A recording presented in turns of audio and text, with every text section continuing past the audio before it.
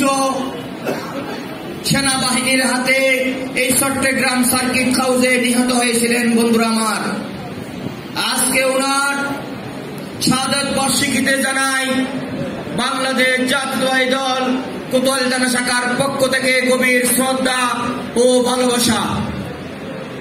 আজকে আমরা এই বাংলাদেশের মানুষ শহীদ প্রেসিডেন্ট জিয়াউর রহমানকে হারিয়ে সঠিক নেতৃত্ব দানকারী একজন নেতাকে আমরা হারিয়েছি। বন্ধুরা আমার, আজকে বাংলাদেশে শহীদ জিয়ার মতন আর কোন নেতা পুনরায় জন্মগ্রহণ করে নাই, আগামীতেও করবে কিনা তা সন্দেহ।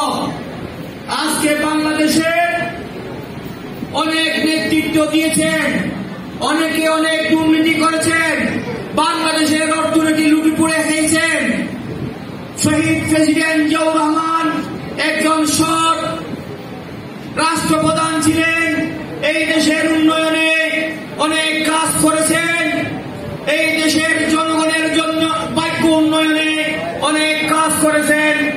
আজকে আমাদের এই শহীদ প্রেসিডেন্ট জিয়াউর রহমানের উত্তরসূরি হিসেবে কাজ করছে তার সুযোগ্য সন্তান আমাদের বিএনপির ভারপ্রাপ্ত চেয়ারম্যান দেশ নায়ক তারেক রহমান। ইনশাআল্লাহ আগামীতে এই বাংলাদেশের নেতৃত্ব দেবে। আমরা এই শহীদ প্রেসিডেন্ট জিয়াউর রহমানের উত্তরসূরি জনাব তারেক রহমানের ভিতর